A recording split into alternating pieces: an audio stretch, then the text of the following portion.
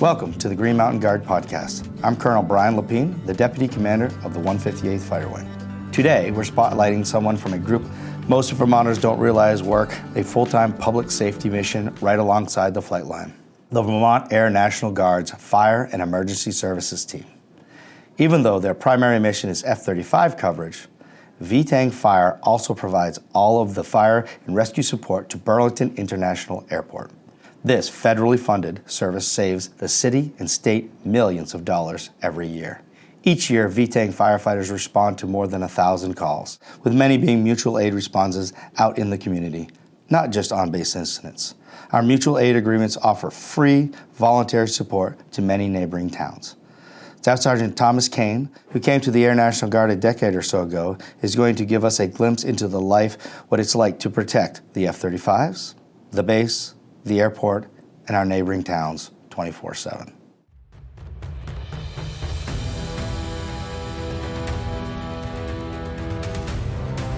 In Vermont, mornings hit different. Crisp air, mountain views, and a chance every single day to push yourself past what you thought was possible. That's what fitness in the Vermont National Guard is all about. Not perfection, not comparison, progress. Whether you're preparing for the fitness test or just building a stronger version of yourself, fitness isn't something we do for the uniform, it's something we do for life. Strength to lift more than weight, strength to lift each other up, endurance to go the distance, whether that's a ruck march, a tough day at work, or supporting your community in a time of need. And resilience, the kind that keeps you moving when the mountain gets steep. In the Vermont National Guard, fitness is a team effort. Soldiers train together, push together, and grow together. You don't need to be an elite athlete to start. You just need the drive to take the first step. We'll help you take the next one and the one after that. Because fitness isn't a challenge, it's an opportunity. An opportunity to build confidence, discipline, and a lifestyle that fuels your future. So whether you're looking to join the Guard, sharpen your fitness routine, or challenge yourself in a new way, remember, strength starts here, right now, with you. The Vermont National Guard. Stronger, ready, resilient. Join us and find your next level. You're listening to the Green Mountain Guard podcast. Hello, everybody. Welcome to our next episode of the Green Mountain Guard podcast. I'm A1C Ray LaChance, your host for today. I'm here with Staff Sergeant Thomas Kane. He came to the Vermont Air National Guard a decade or so ago and works at the 158th Fighter Wing in the fire department. Welcome to the show, Staff Sergeant Kane. Thank you so much for being here today. Thanks for having me. I'm definitely excited to talk about the fire department and all about the Air Force and everything. I'm excited. Thanks for having me. Yeah, fantastic. So great to have you. Yeah, so you've been working with the VTANG for about a decade. I mean, could you share what initially drew you to the Green Mountain Boys and over to the fire department? Yeah, absolutely. So before the Guard, I went active duty, and I was able to get fire. It was more of a luck draw than anything. It's not like in the Guard where you can choose what you want. It's more of like, here's a list. And I was just lucky enough where I put fire on my list, and somehow I got it, which was awesome. So was able to go to tech school and basic everything with active duty. Did that for 6 years. Was missing home. You know, I just wanted to come back to Vermont. So after I went to Germany for 2 years, and then I went to Colorado for 4 years, got out, thought I was done with my military career, and I came back to Vermont, and I was just, you know, it was a hard transition, and some people reached out from the Guard and was like, hey, I think you would really enjoy going back to the Guard or in the military with the Guard. And I was like, yeah, I definitely want to look into it. So I looked into it. I looked into the fire department because that's already what I've done. So it's, you know, natural. So I looked in the fire department. It looked like a great department to work for. And another thing is like the Green Mountain Boy, like pride and everything like that. Working for where you grew up in your community is pretty awesome, because when you're active duty, it's more of like you're a small little dot in the whole Air Force, right? But when you come into the Guard and you're in the Green Mountain Boys, we're such a small community where it's just like pride and everything like that. So that definitely draw me into the Guard over here. That's awesome. And how old were you when you initially looked at going into active duty? Like, how old were you at that time? Yeah, so I was just out of high school. I was 19. It was actually one of the first times when the military shut down, so I was waiting like 10 months to get in. And I was just pretty much right out of high school. So, and that's pretty much, I was looking into college, but I, didn't have much money for loans and all that, and didn't want to put any my parents or myself in debt. So I looked into the military, and the Air Force caught my eye with all the different jobs we have and traveling and all that. So I looked into the active duty, and I was like, all right, let's do it. And then now I'm here.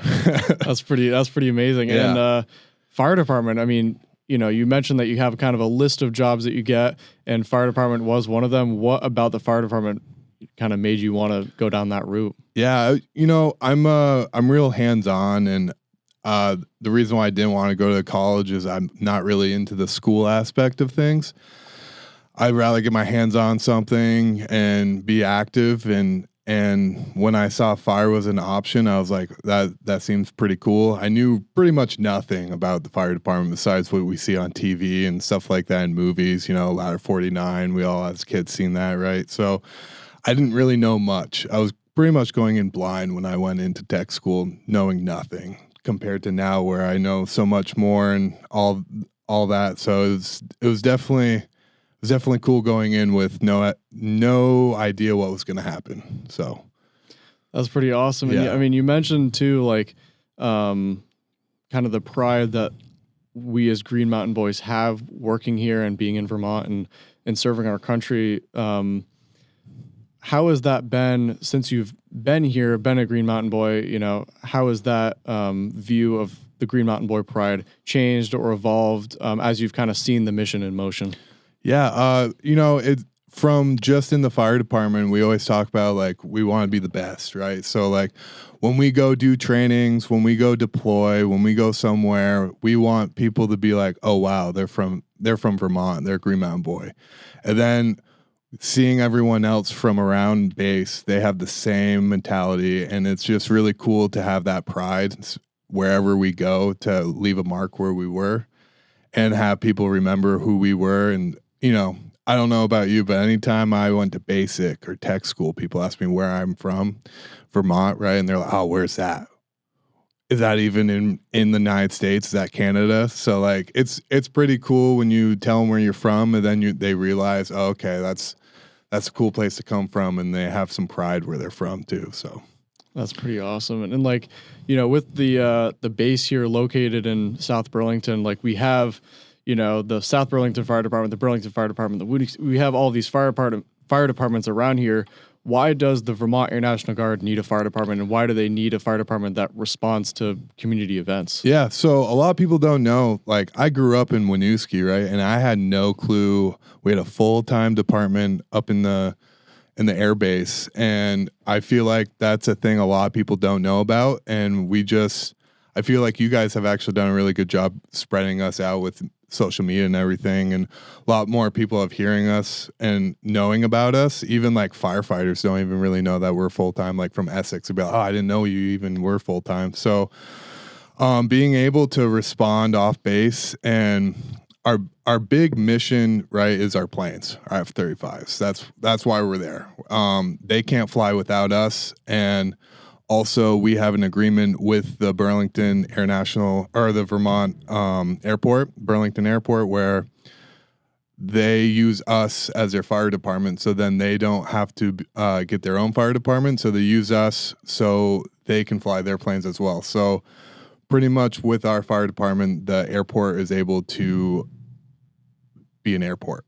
They can't do anything without a fire department, a full-time, like we call it ARF, right? So ARF is pretty much we do aircraft firefighting. So if a plane crashed or has an emergency in the air, we're there on standby. So when they fly in, we're there just in case. And so that's our big reason why. And then now, because we're here and we're full time, we also give the community an option to use us, right? So South Burlington, they use us automatically. So we have a little district where we automatically dispatched, and we go like right behind base, there's neighborhoods, and there's a couple industrial aves where we go automatically. And then anywhere in South Burlington, we are their first truck they call from outside of their town, and we're technically their town because we're in their town. And then any other, pretty much in Chittenden County, we go to Winooski, Essex, we go to Underhill, we go to Colchester, Milton. We don't go to Milton too often, but we pretty much go everywhere in Chittenden County. And Burlington, we help Burlington a lot, where we'll do station coverage for them when they have fires and stuff, and they don't need as many hands-on, but they need their city still covered. So we go over there and help them out. So it's a lot of opportunities to help out the community, and then the community also helps us out. So we only have 7 people on duty as a civilian. So I'm a civilian and I'm also guard. So my full-time job, I work for the state of Vermont. And we only have 7 people on duty. And if we have a airplane with 30 or more people on, that's a just in case if something happened, we need the manpower. So what we do is we hit a button called their phases. So we hit a button, and then that will send departments all around Chittenden County to then mutual aid for us. So we give mutual aid, but they also give us mutual aid, which is a really good way to give back to the community both ways.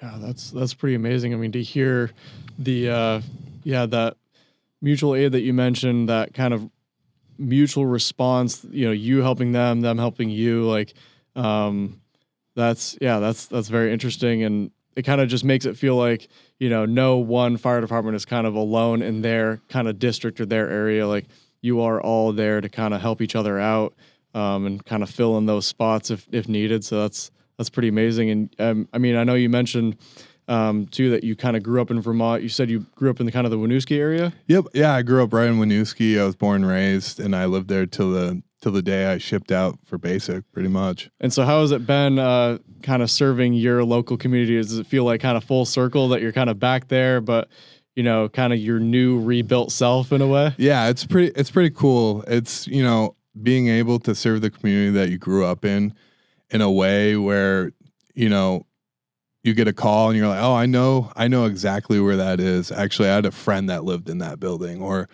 hey, I actually know the person that's there. Or you see people walking by and you're like, oh, hey, I went to high school with that person. So it's just cool to serve a community that you grew up in. And especially like with the Air Guard, we have so many people away from Chittenden County, right? We have a lot of people from South and even New York and in New Hampshire. So it's, even in my fire department, there's not a lot of people from Chittenden County. So it's pretty cool and honored that I'm able to serve my community that I grew up in as well, work for, That's amazing. And a lot of those kind of community members see you firefighters out there in the community responding to those kind of events, but it's very uncommon to hear about maybe the fire department going and responding to like a plane event or like to an F-35 event. But obviously you all need to be highly trained in those kind of one-off situations that something were to happen with the jets here or with the planes across the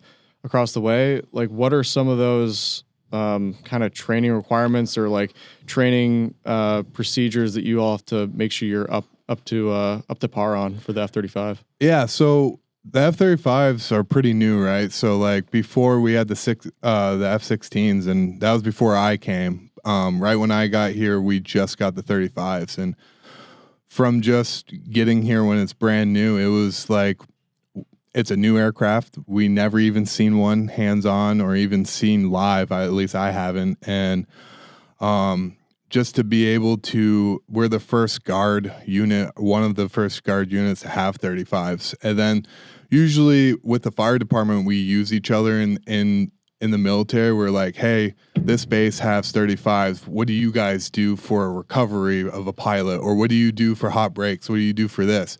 We didn't have that. So we were pretty much the ones, people are coming to us like, hey, how do you guys do this? So it was a big learning curve where we had to pretty much make our own plans and train, do hands-on. And when we first got the F-35s, it was hard to get hands-on because they're so new and no one wants, big broody firefighters coming and touching the aircraft. So it was to the point where now we have good relationships with everyone, and they'll let us come do hands-on pretty much whenever we ask, because I think for us, they know it's good for us to get hands-on and vice versa. So we have done a couple trainings where everyone on base needs to get something done in an exercise. So like a hung munition, right? So everyone needs to get their hands on like munitions and EOD and us to position on the aircraft and stuff like that. So we'll someone on base will organize an exercise like that, so then we can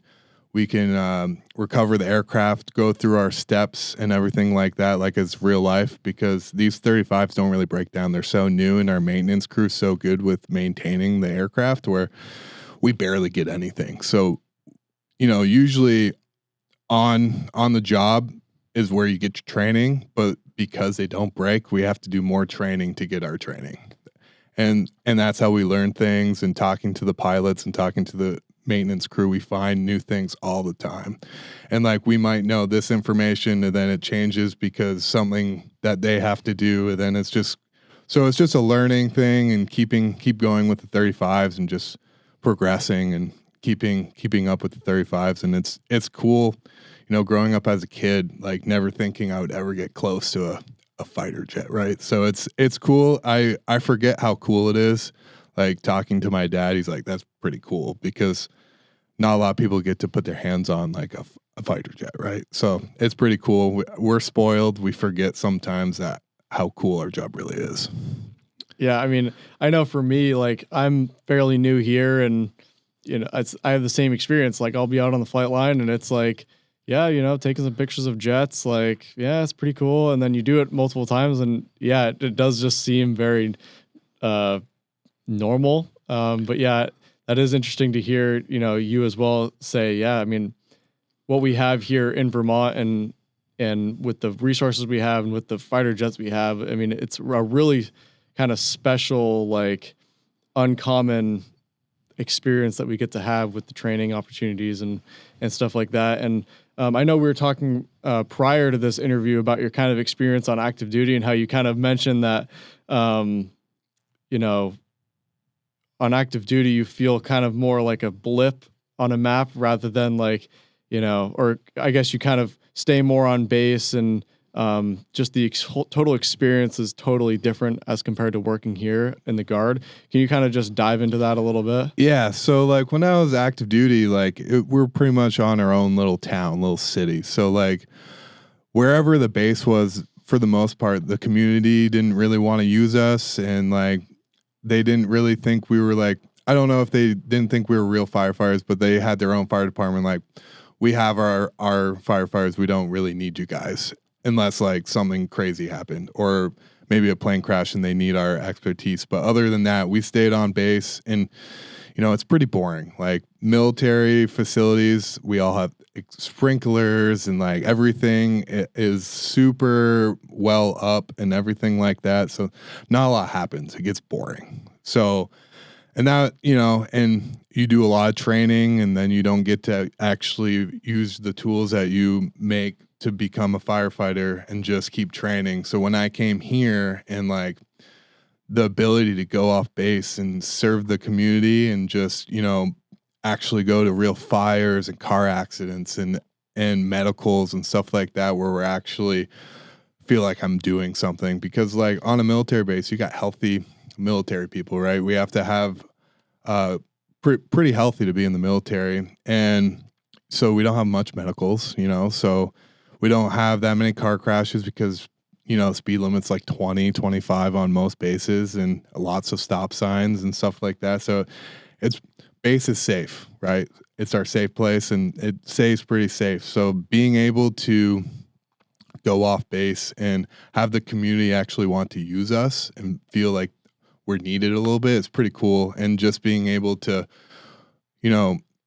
work with all these other firefighters as we're equal, which is pretty cool. So, and would you say it was kind of a shock coming from active duty and having like a large amount of calls you now need to go on, and you now need to like exercise these skills? Would you say that was kind of a shock to you?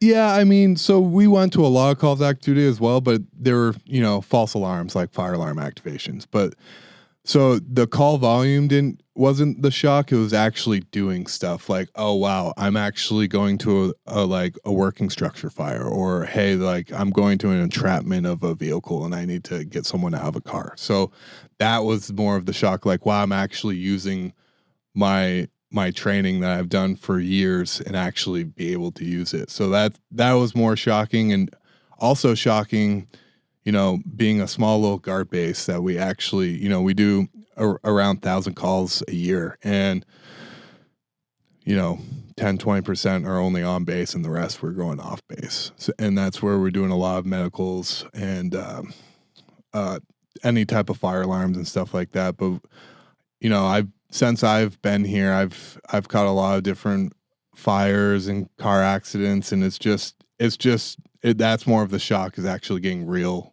life calls.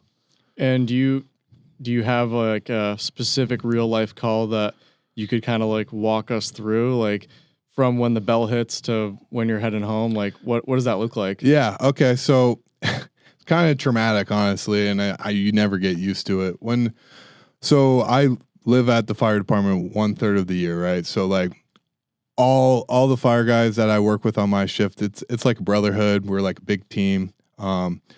So you sleep there, you eat there, you work out there. It's your house, but you can't leave. It's kind of like your nice little prison that you're stuck in unless you get a call. So you're stuck with the guys you have, and we make the best of it. And so when we get a call, especially like in the middle of the night, so our alarms will go off.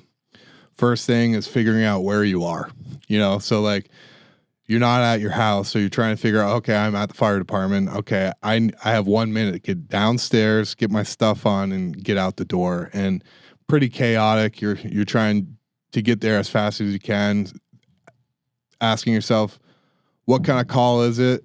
Do I have enough time to go to the bathroom? Because in the middle of the night, you usually have to go to the bathroom. So you're just trying to get yourself collected and then get your gear on as quick as possible so you can get out the door and then figure out what you're going to. Because usually when the tones go off and they tell you what it is, you don't hear anything. You're just trying to get your pants on and get in your shoes and get out the door.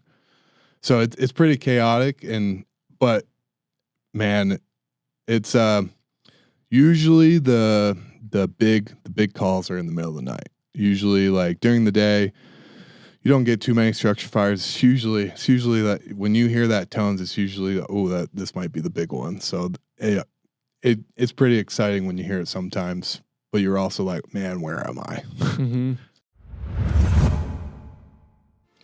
The Army and Air physical fitness tests are changing.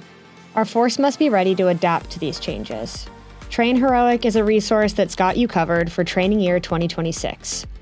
Train Heroic, the mobile fitness app that's free for all soldiers and airmen in the Vermont National Guard, is here to help you meet your health and fitness goals. This virtual program connects you with real coaches from within our own ranks, Guard members who understand our missions, our tempo, and our culture. They'll build training programs tailored to your needs, all available right from your phone. Work out anywhere, your living room, your favorite gym, your garage, no need to travel to a specific facility. And if you're rural and you don't have gym access at all, no problem. Our coaches can create full bodyweight programs designed to be done anywhere with minimal or no equipment. So don't wait, start your training journey today. Download the Train Heroic app now. If you're a soldier or airman in the Vermont National Guard, reach out to your Readiness NCO or your Recruiting and Retention NCO for your access code and to get connected to your coach. And do you have like, I know like in sports, they kind of have like in the NBA, they have like some players will have like a welcome to the league moment, right? They get dunked on or like, whatever, like those kind of moments. Do you have like a welcome to the fire department moment? Oh yeah. I have actually, this is one I'll remember forever. So, I probably was in the department here at VTANG for about a year now. And, I've never been to a structure fire at this point. And it's drill weekend and, I'm on first run. So our engine with, 3 other people, and we're at lunch over at the DFACT, and we're we're eating lunch and we get toned out to Winooski, and we go to Winooski. It's pretty much right when you get down the hill from St. Mike's, and first time really like going to a call where you see the smoke, right? You're like, wow, this is real. So you go there, we find out we're going inside, go fight some fire, and we do all this training where, you know, you can't see anything, so you gotta be on your hands and knees and stuff like that. And you don't really realize, like, I never experienced just complete not seeing I wouldn't say darkness, because it was kind of like light smoke, but you can't see anything in front of you. So when I first walked in, I was like, man, I can't see anything. And that's where it was like, welcome to being a firefighter. You can't see anything. You've never been in this building. You don't know where you're going. You don't know where a table is. You're going to bump into things. It was the welcome, definitely welcome to the NBA or whatever you want to say. But yeah, that was where I was like, wow, okay. So they weren't kidding. You can't see anything in certain calls. So yeah, I mean, I know, you know, my father was a firefighter. He would tell me about these stories of, you know, the medical calls and the fire calls. And I mean, I could not imagine that kind of feeling of like walking in and be like, wow, like, you know, you've trained all this time to be ready, and now it's like your opportunity to show, like, am I ready? Right. Yeah. You know? And I mean, that's just so fascinating. And I mean, I know a lot of people have a lot of respect for people who are willing to kind of test themselves in that way, right? Like, you know, we have these men and women, not only firefighters, and also all these other career fields that, you know, they do all this training, like you said, even on active duty in the Guard, like you do all this training, and now you get faced with the real deal, and it's like, are you ready? And it's pretty amazing to hear that we have very skilled men and women here in Vermont who are ready. Yeah. You know? Yeah. And I mean, you mentioned too, you know, you have brothers and sisters in the fire department. Like, how is it being with them and kind of having that bond together, right? Like, kind of going through those, like, kind of maybe challenging experiences and having to, like, rely on them and rely on each other to kind of be okay and kind of get through those tough moments. Yeah. So that's a big thing in the fire department. It's like, so you gotta get some bonds with each other, because really, like, when you look to your left and you look to your right and you're about to go into something like a fire, and you want to be able to trust them and know they're capable, and you want them to trust you. It's just like, I played sports growing up. It's like football, you know, like, you play one position, but those 10 other people, you need them to perform so you can perform, and you're relying on them. And it's just the same way. So getting those bonds and, like, you know, it's like brother sister love. Like, we poke each other. We know what bothers each other. We might poke a little harder if, you know, we're feeling frisky that day or something like that. And being able to work with people that know you, that know what bothers you, knows your strengths and your weaknesses. It's pretty incredible to be able to, you might have to lean on the guy next to you, and they might lean on you, but you expect it and you don't have to ask for it. So it's just a different relationship I've ever had where, you know, it's your second family. It's the family that, you know, it's another family you have no choice to be with. I mean, you have a choice of coming to work, but you don't have the choice of who's with you, right? So you got to make the best of everybody. Everyone's different, so you got to connect with people in different ways. Like, oh, this guy has different hobbies. How can I connect? Stuff like that. And just also, like, we eat meals with each other and stuff like that. And we pretty much know each other's lives. Like, everyone knows my family. I know their family. So, like, it's one of those things where it's our second family. So it's definitely cool to have. And how is it kind of balancing your career as a firefighter and your career in the military and your home life, right? Yeah. How is that? I mean, do you have kids? Do you have a wife? Yeah, so I have a wife and 2 kids, and my daughter is 1 and my son is 4, and it is hard. It's really hard to, like my last deployment, to tell a 3-year-old that you're going to be gone for a long time, which he doesn't know time, right? So it's like, hey, daddy's going for a long time to work, because he knows what work is, but he doesn't really know what work is. So that's one of the things was balancing, is just, having young children just not being able to understand quite yet. And then also with the military and the civilian and everything like that. The nice thing is my civilian department is the same department for the military. So if I have to do something for the military, the civilian department knows, because we're the same department. So it's pretty nice to work for the same people. So that's nice. But also, there's some times where, oh, hey, you're going to be on orders tomorrow. And then it's like, oh, okay. So now you're trying to balance everything. And then a deployment, you're trying to balance everything. Having my wife is amazing, where she supports the whole military thing, right? So like when she hears I'm going on deployment, she's like, all right, we got this. We're going to do this. This is how we're going to do it. And we figure it out. So it's been a real good journey with my wife, where she has been my rock, and she has, hold down the fort when I go, and I know that she's got everything, and it's been pretty good so far. So it can get challenging, but it's definitely, you get through it. So Do you think you're going to have a future young firefighter kid that'll follow in dad's footsteps? Yeah, I mean, if my son wants to, I would definitely support it.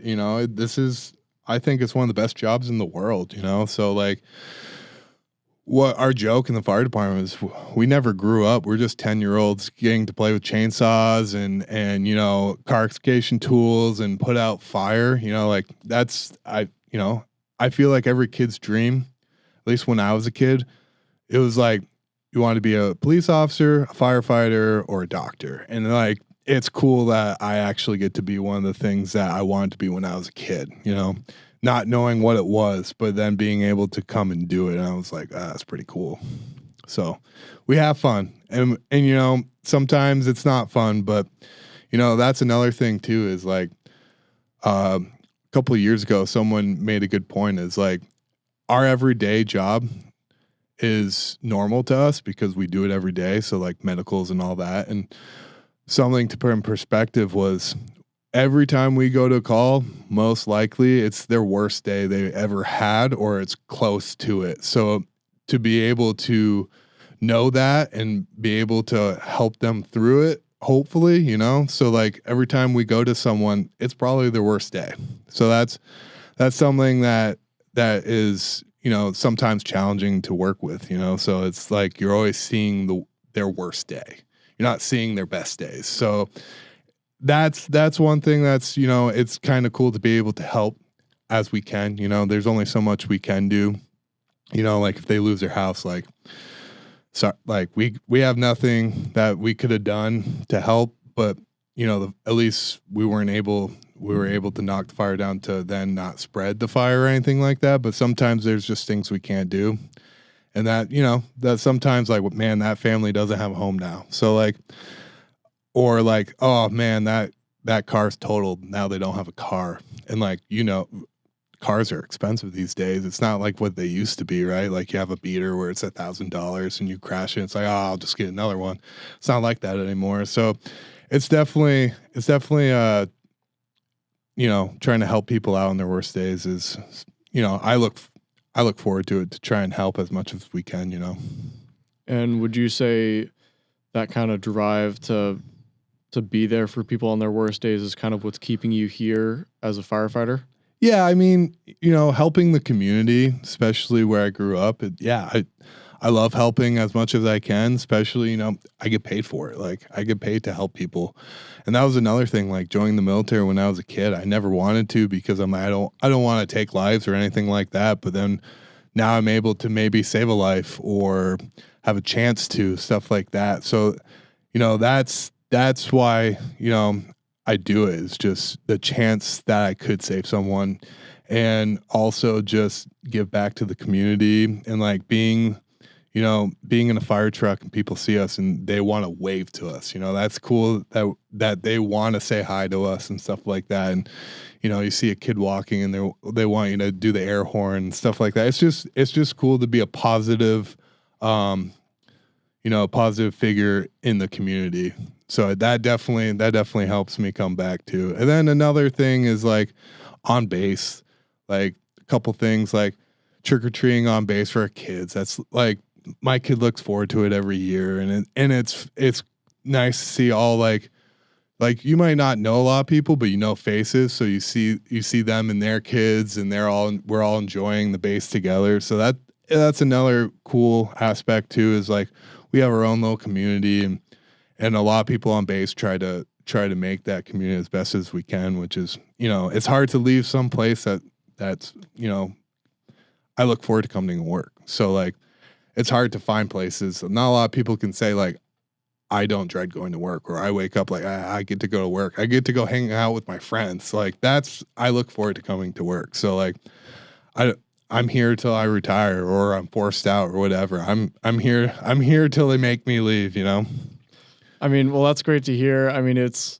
was such a pleasure talking to you, Staff Sergeant Kane. I mean, hearing your story was just so inspiring and definitely instills a lot of hope in a lot of people, I'm sure, listening, that we have professionals here right next door to always be there to help. And, maybe we'll see you out there one day. Maybe I'll go to have you honk the horn, you never know what'll happen. Yeah, it was a pleasure talking to you. Yeah, absolutely. Thanks for having me. Yeah, and thank you all for listening to our podcast. This is the Green Mountain Guard. I'm A1C Ray LaChance, and we'll see you next time. Any products, services, or brands mentioned are not affiliated with, endorsed by, or sponsored by the Vermont National Guard. All references are for informational purposes only. Hey there, I'm Staff Sergeant Jesse Smith with Family Programs. I am the State Soldier and Family Readiness Group Leader. I also wear several other hats, including Yellow Ribbon Coordinator and host of Family Programs podcast, Kitchen Spoons and Combat Boots. Today I want to tell you a little bit about Kitchen Spoons and Combat Boots and why you should tune in. The Kitchen Spoons and Combat Boots series was developed by Family Programs to provide service members and their families with informational content based on identified gaps in services. From Kitchen Spoons to Combat Boots, these programs and podcasts help balance life on the home front during military service and everything in between. Kitchen Spoons and Combat Boots is a monthly series that premieres a new episode on the first Wednesday at 7 p.m. By providing virtual opportunities for education, you have the capability to access the information wherever it's convenient for you. Our goal is to connect you and your family with youth programming opportunities, financial, mental health, religious, and many more support services critical to build happy and healthy Vermont Guard families. We are planning to change things up a little this year with some fun new content, including special cooking segments. Throughout this season, I will be joined by the individuals who represent our various resources, such as Susan Demers with Transition Assistance, individuals from the Military and Family Readiness Team, and members from our new Work for Warriors team. You can get in contact with us by direct messaging the Family Programs Facebook page or the Kitchen Spoons and Combat Boots Facebook page. You can also email me directly. This year, we have lots of resources and topics to cover, as well as some fun things to explore. We'll give you an inside look at the people and the programs that support the Vermont Guard community. If you have a topic, question, or want to be on the podcast, reach out.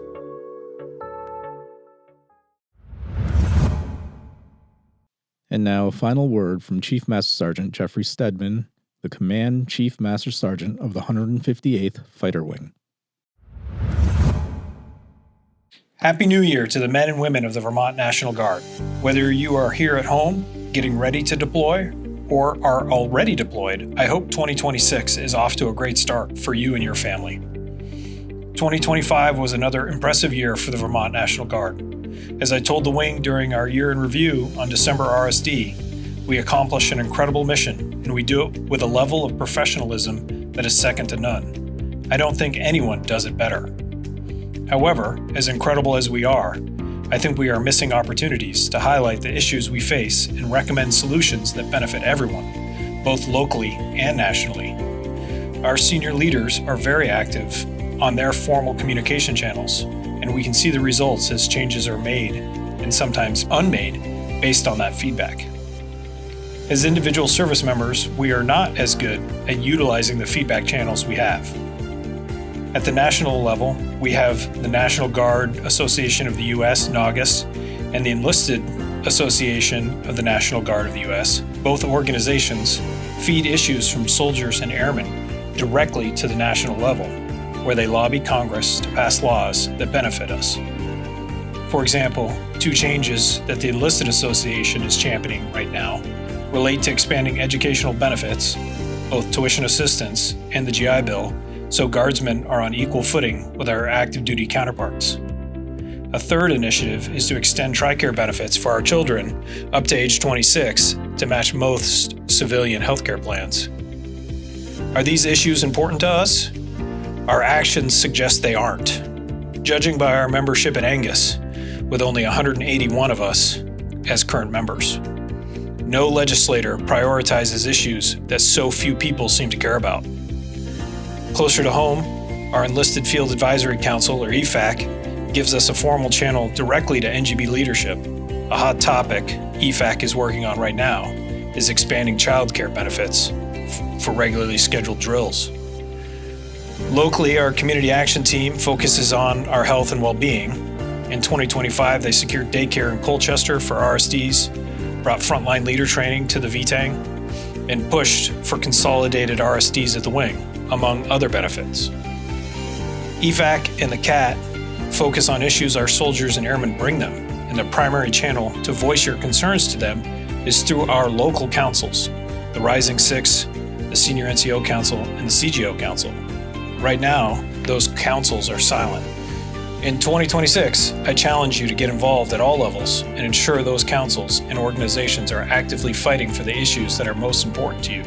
This will allow you to stay focused on the mission that makes the Vermont National Guard the top-tier organization that it is.